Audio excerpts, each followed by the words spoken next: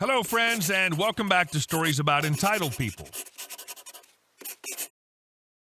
You wouldn't have called the association had she respected your request, OP. She did it to herself. Kinda like the deadbeat employee. Don't feel bad, they got themselves fired.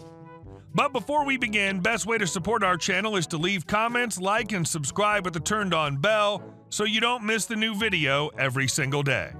Here we go. My HOA complaint inadvertently broke up an entitled lady's marriage.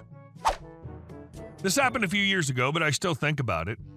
After being blessed with great neighbors over the years, I started taking it for granted. Then Luna, her 4 dogs, all the same breed, and family, 2 teens and a husband, moved in the house next door. It started off well enough, Luna was friendly, and the kids and husband seemed nice, but she soon decided that the best place for her dogs to go potty was my backyard.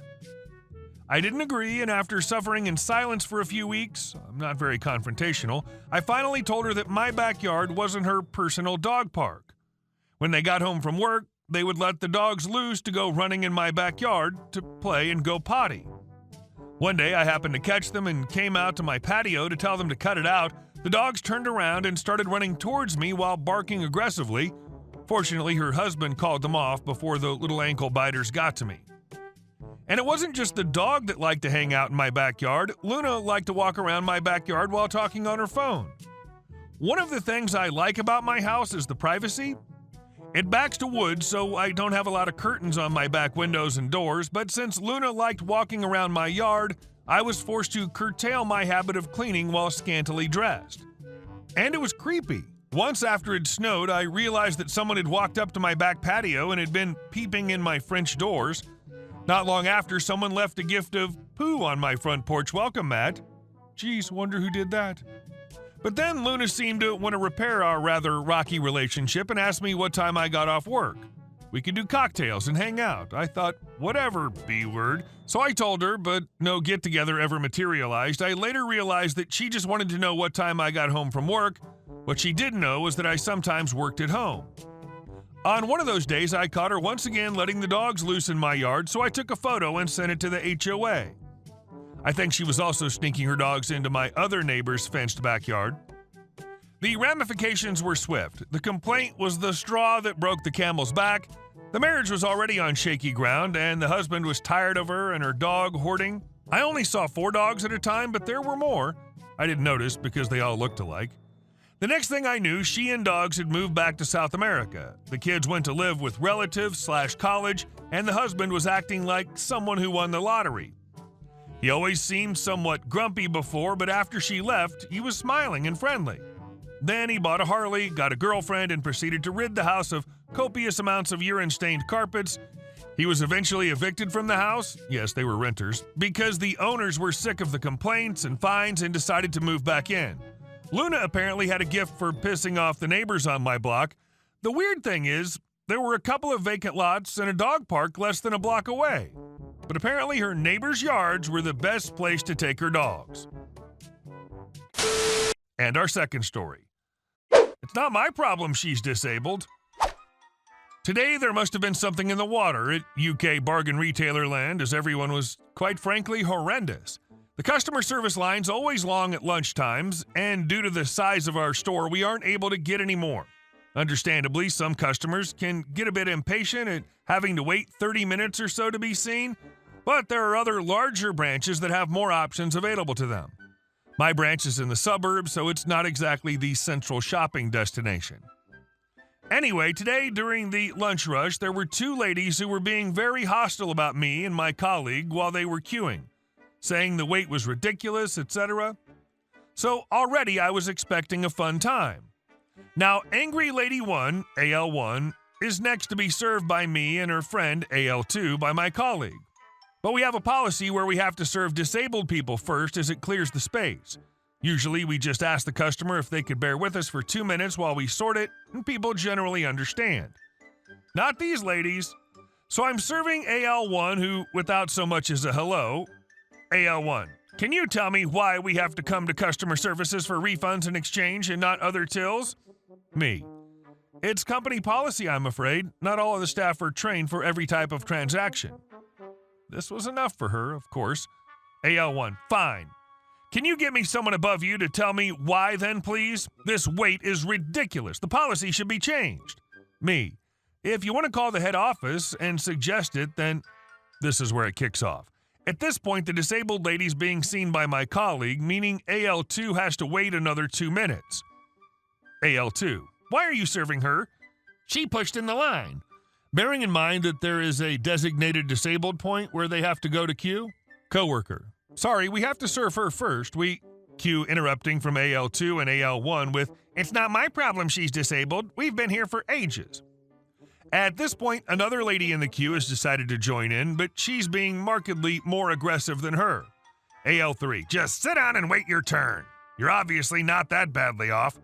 So if I pretend to be disabled, then do I get to jump the queue? So me and coworker and our supervisor are all trying to calm everyone down, but then the disabled woman calls AL1 and 2 cows. AL1, did she just call me a cow? I could get you arrested for that, you know. Disabled lady, well, go on then. If you want the police here, then fine. My supervisor has now called a manager over who actually gets security to take away AL3, and another manager, a male, manages to calm the ladies down. I only mention gender as I wonder if that had something to do with it. So I'm still serving AL1 and trying to calm her down by making a comment on the candles she's buying as I go, only to be met with, AL1, I don't care. I just want to be done. All in all, possibly the most entitled, rudest people I've met in a while. I made sure to wish her a lovely day while hoping the door hits her butt on the way out, in my head obviously. Obviously, the lady wasn't doing herself any favors either, but to be honest, she was saying what I thought the two AL were. And our next story. I want to speak to your manager. Backstory. I work for a massive company that's very close to the top of the Fortune 500 list. During orientation, our district manager popped in to speak to all the new recruits. He talked about all the stuff you'd expect a DM to talk about, but at the end of his speech, he said, remember, you guys are human beings. You work for a hugely successful company that'll be perfectly fine without the patronage of individual rude, disrespectful people. Obviously, use your own discretion, but never feel as though you have to put up with people who are outwardly cruel to you for no reason. You don't. I finally got to respond accordingly today. Karen came through my checkout line with a bottle of infant sunscreen. It rang up at $7.99, and Karen claimed it was supposed to be on sale for $4.99. I assumed the issue was that she hadn't scanned in her rewards card, but after doing so, it still showed $7.99 on the screen. I offered to accompany Karen to the shelf where the item was located to double-check the sales tag, and she huffed and told me her baby was in the car and she didn't have time. Okay, first off, I hope there's someone else in the car with that baby. Second off, I can't give you almost 50% off an item just because you want it. I told Karen that I was unable to give her the discount, and she became irate. She threw $7 on the counter and said that the 99 cents was in her car and she'd have to go get it. She took the sunscreen and attempted to walk out. I stopped her and told her that I couldn't let her take the item unless she was paid in full. This was the final straw for Karen, who started screaming that I can't speak to her like that, amongst other things. At this point, I couldn't contain myself and I started laughing. My response was, let me get this straight. I'm not allowed to share store policy with you because it goes against what you feel you're entitled to? She kind of stopped dead in her tracks at this point. It was obvious she was used to bullying cashiers who wouldn't stand up to her. She then hands me a $100 bill and says, well then, I guess you're just going to have to break this for me. I gave her 15 fives and the remainder of her change in ones, despite having more than enough 10s and 20s in my drawer. She sat there and counted her change, and then did what Karens do best.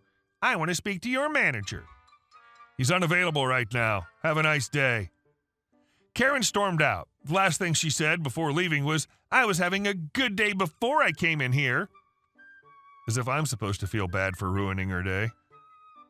Minimum wage cashier, 1. Karen, 0.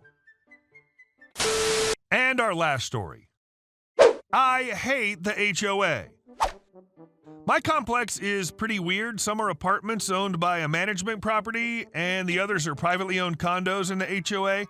I live in an apartment. The treasurer of the HOA is the stereotypical overinflated ego, self-righteous, lazy, rent-a-cop type of dude.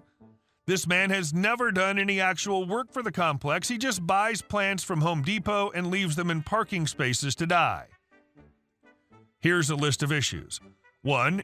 Has been saying he will build a dog park for over a year, but there's just fence poles stuck in the dirt for the past 3 to 4 months. 2. Bought a $40K scissor lift that stopped working 6 months ago and hasn't moved it out of parking spaces since. 3. The wood siding on most buildings is literally rotting off, if it hasn't fallen off yet. 4. Puts cones in parking spaces for no reason. When people started moving them so they could park to avoid being towed, he installed cameras. 6. His unfinished projects take up literally 14 parking spaces. There's mulch mounds, gravel, unused wood flooring, lumber, dead plants, and even the front entrance gate in these parking spaces. 7. Fired the lawn care people, so now the grass doesn't get cut more than once a month. The dog poo doesn't get cleaned up. Trees that fell during the last hurricane are still not dealt with. Even though I'm not technically part of the HOA, I want to get this man to do the job he worked to get elected to. These poles sticking out of the ground are dangerous and ugly. I want to park my car. I want to walk up steps that aren't rotted. I just want to enjoy and feel safe in my home. First, I found out who the rental company was through my lease agreement. Then I looked at their website, found Contact Us, and wrote a complaint. Then found someone on the LinkedIn site that seemed important to me, wrote to them, and while I was at it, I figured out what the company's email address was, sent them an email. Same complaint, copy-paste, then went to the Better Business Bureau and posted the complaint there. City inspector, cut and paste, local housing board, cut and paste.